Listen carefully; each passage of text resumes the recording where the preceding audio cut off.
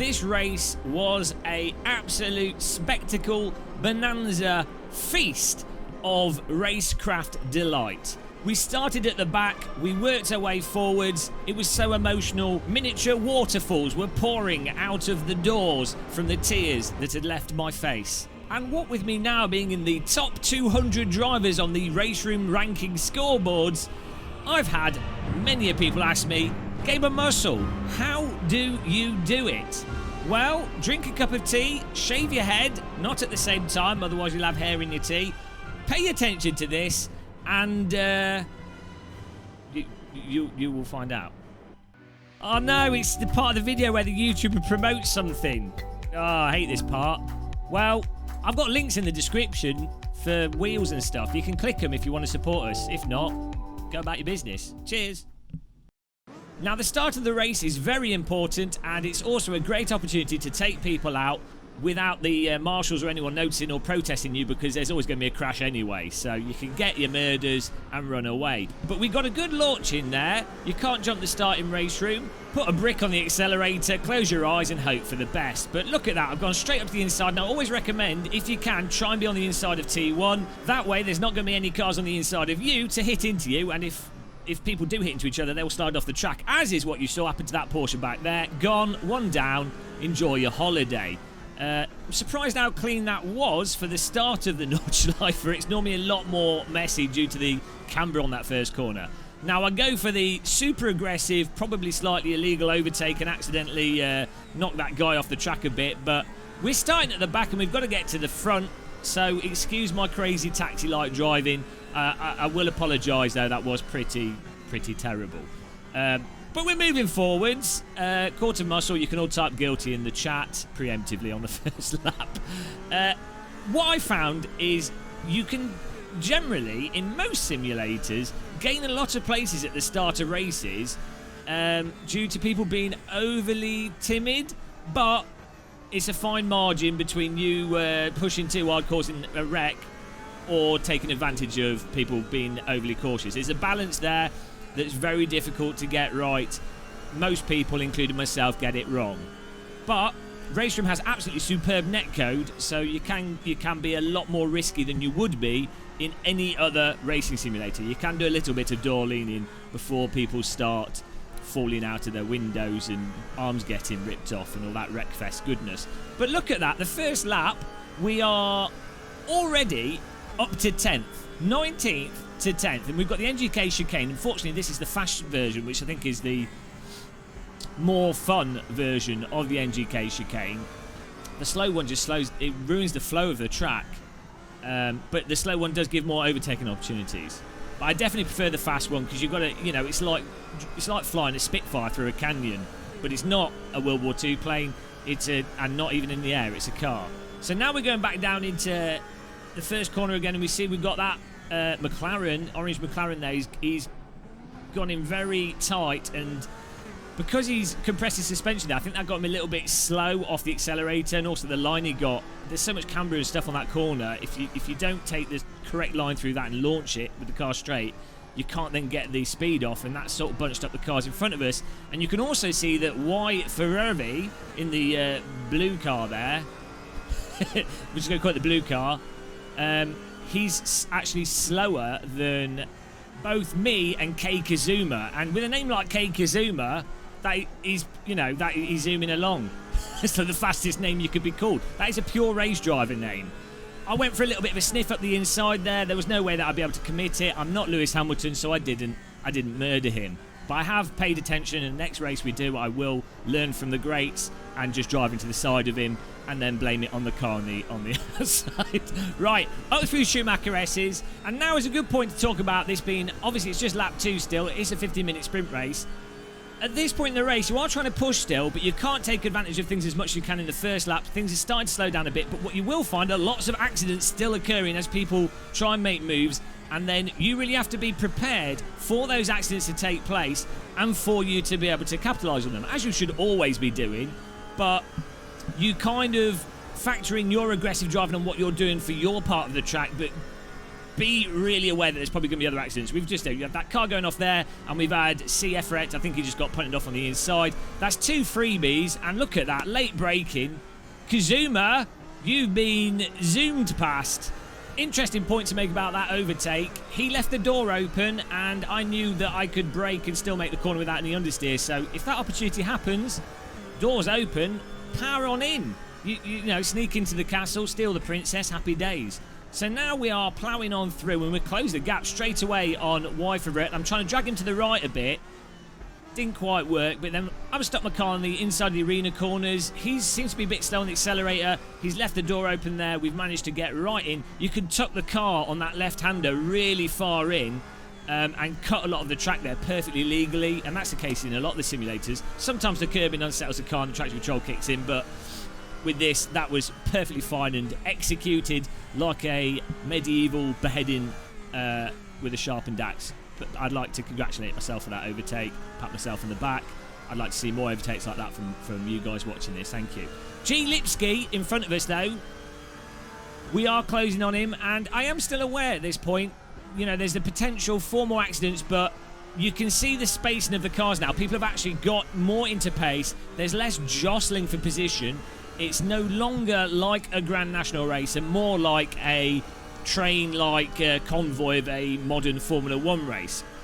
So this is where you can start focusing now on yourself, just trying to be as tight as possible with the lines, consistent, smooth, hit your points, get into that rhythm, drive it like a bobsled. But we can see also that actually on the Delta we're closing in, and we do get a significant amount of draft, and on the Nürburgring being a very fast track on a lot of the corners, you will, if you're within draft range, obviously close straight in on the car in front. Absolutely messed up the NGK chicane there. I'll talk a bit more about the NGK chicane later. Absolutely love that corner. Really what we want to do here, though, is you want to take the NGK chicane really smooth and position yourself so that you've got just the right distance from the car in front to be able to get the draft down the straight to then get the overtake on the inside. But I throw caution to the wind. We decide to go late braking for the really deep line. It didn't pay off. He managed to get up the inside, but we got an okay exit from that and are still with him, so it was worth it as a try. Often, it's actually worth trying to do silly stuff that, you know, overtakes on the outer line that aren't necessarily going to work if it starts putting pressure on the car in front to maybe make a mistake. And as you can see there, he is a bit slow out of that, bit loose. I try and get it up the inside. I give him a little bit to think about. I'm left, I'm right. Probably a bit overdriving from me in terms of trying too much. Another pure medieval lunge. I was applying my Chivalry 2 skills to that. But, you know, I backed out of it. I knew we wouldn't get a pass in there. The main thing, though, is that I'm trying to absolutely terrify G. Lipsky without trying to punt him at the same time. Just to try and force an error from him, just get the pressure on him. We've got to get past him. We've got the pace, and we can potentially win this race. So, you know, you've got to keep hammering away, but know where your limits are, and don't hit them. Or do, which is what most people do online. We're closing right in. So also, what's really interesting here is I can see, and we've noticed, that G. Lipsky is braking far too early. So we know there's potentially an overtaking opportunity there to line us up with the fact that I know he's braking too early to then get a nice send up the inside on maybe one of the tighter corners. Here we go, though, trying to line up the NGK chicane to get ourselves in position for an overtake down the start-finish line, and we see there's been a spin. I don't know where he is. Just smoke. It's like a disco, and he's in the pit lane. He was obviously punted into the pit lane. Enjoy rejoining the track on the worst part of the circuit. But now we are right on the tail of G. Lipsky, and can we get the send? I'm trying to draw him to the left so I can go up the inside. He doesn't move over to the left. He holds the line. Really good defending by G. Lipsky there. That's what you want to do. It's almost impossible to get the overtake on the outside of T1 Nürburgring. But watch this as G. Lipsky cuts across, gets in on the throttle too much with the bump of the curb, and he flops it like a salmon that's come out of the water. He's out of control, and we've just poked up the inside there. Thank you very much. Goodbye, G. Lipsky. So now it's a case of really pulling away from G. Lipsky and really getting into that groove. We've got Thomas Schmidt, T. Swiss, and you, Heinrich, There's a lot of Germans play in RaceRoom, and as a result, there's a lot of embarrassing mispronunciation from me. Apologies to literally everybody in the race whose name I've said wrong. But we've got to try and close in on these guys up front, and we've got a nice gap. I know I've got pace, so I don't have to concern myself too much about the car behind. And actually, that's a really point worth making. Sometimes you will pass someone and you're actually very equally paced, or the car has a lot of draft, so they're just going to keep coming back at you. So you've got past them, but the battle is still on, and ultimately it'll probably end up slowing you down, and you just won't catch up with those guys that are in the next part of the peloton, the next gaggle. But other times you will have got the pass in, and you can see you've got the pace by the fact that they've got smaller and smaller in the mirror. And if that's the case, you can know straight away that don't bother trying to take defensive lines. Obviously, just try and drive it smooth and butter it around the circuit and nail it as if you were doing hot laps. Go into pure Guitar Hero mode with a little bit of feel. Hit your brake points, hit your acceleration, hit those lines. You know what it's about. Stuff that I absolutely suck at, because I always just like driving based off the force feedback and burning the tyres up. That's just how I drive. I can't help myself. So we get here round the first corner, and actually this is one of the things I struggle with. When I get into a bit of fresh air and I haven't got a target to launch my missile at, I kind of sometimes I slow down a little bit. I actually do like having a bit of pressure, and I definitely think it's the case with most people. If you've got a car in front of you that you're closing in on, you can see what lines they're taking, so you can do a bit of copying as well, which is a good way of learning how to get faster. But it also allows you to get into that zen-like focus mode, I find, a lot easier than if you're in this sort of no man's land. It can be easy to start doing stupid things and lose your focus and not get into that flow state. But we are closing here on you, Heinrich. 2 seconds. I say 2 minutes there. This isn't the. This isn't a rally. 3 seconds. So they're absolutely battling away. Thomas Smith absolutely smashing it up front. 3 minutes 58 on the timer. So this is another bad habit that I have, is you'll look at the timer and you're like, oh, it's a sprint race. I'm in this position. I won't close the gap in enough time because, well, there's not, I know I can only do 3/10 faster each lap, so that's all I'm going to be able to nibble away from the cars in front. Never get into that mindset. You should always be attack, pure attack, because if the cars in front are battling, and as you can see, T Swiss and Yoon Hyrik are absolutely smashing away at each other, and even if they're not battling, there's always the chance for someone to make a stupid mistake. And obviously, the more you've pushed, the closer you are. So even if they've made a small mistake and they've just gone a bit wide, it just slows them down. You're more likely to then be able to get on their tail and capitalise on it. So always push. There's probably a life lesson in that somewhere, but I'm too thick to capitalise on it. So we're getting here. We've got the 2 minute 55 left on the clock. You can see that our delta is coming down. And actually, this is a great tip. Man, I'm full of amazing advice today.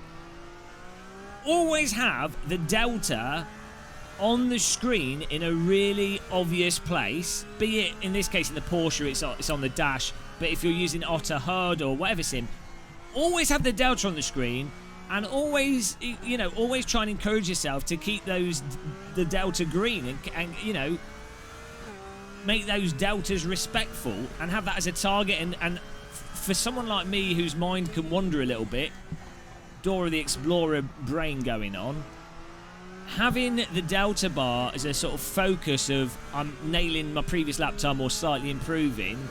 You should always be slightly improving with fuel going down, assuming you're not messed up your tyres. But having that as a focal point, I find really helps me get into the zone. And look at this, with the battling that T Swiss and you Hinrichs have had, they've actually slowed themselves right down. There's only a 2.2 second gap with 1 minute 44 left on the clock. So chiseling away, chipping away, sculpting away the gap there. That's what it's all about. And whilst we're still closing the gap, it's worth also mentioning this sort of situation here really demonstrates the importance of actually qualifying reasonably well, because you might have the pace, But if you qualify badly, even if you manage to get past all the traffic, you will probably find that the top 3, 4, 5, 6 guys end up having pulled away by the time you actually catch up with the front of the grid, because you've just been held up so much by the traffic. Add to that, obviously, the chance of getting crashed due to accidents and everything. You know, it makes it so much harder. Even if you actually have the raw pace to win, just not getting that qualifying result is going to really punish you. So you've got to get the practice in, you've got to get the qualifying, which is fantastic advice, and advice that I rarely follow, and as a result I'm always starting the back and punishing myself. What a hypocrite. Does make for more interesting videos though, so what an entertainer. I will say actually as well, you don't necessarily have to be qualifying first. I would say the sort of top 6, or like maybe at a stretch, the top 8 places is the sweet spot. As long as you can get into that you're not that likely to get taken out at the start of the race. We probably will still get taken out, it's sim racing, but you're way less likely in that sort of top 8 to be caught up in one of those annoying stupid accidents, and you're way more likely to not be held back enough that you can't catch up with the guys at the front. So top 8 should really be your sort of absolute minimum. Top 6 is ideal, and I say this from doing tons and tons and tons of sprint races. The majority of accidents happen behind the top 8 places, because things compound and get worse and worse as a sort of domino effect of disaster. That after 8th place, who knows? You might as well just jump out of the car and set fire to yourself. But look, here we go. Checkered flag here. Final lap. We'll get one last attempt at messing up the NGK chicane. Need to work on that. And we do come out of this race with a nice, clean, respectful 4th place, and T-Swiss manages to beat you, Heinrich, and Thomas Schmidt managed to run away with the hot German DD girls, and then proceeds to start a German techno after the race is finished. Typical German. I thought that was an absolutely fantastic race, and it was really fun making it through all the traffic there. Mostly thanks to the amazing netcode in RaceRoom Racing Experience, and just the ranked racing, which I'm really enjoying at the moment. So if you did enjoy this, you know to click the like button and subscribe and all that business. Also, we have many more videos, many more RaceRoom videos. Peruse through our channel, or click the recommended video after this one. Until the next one, thank you very much for watching, happy tea drinking, and goodbye.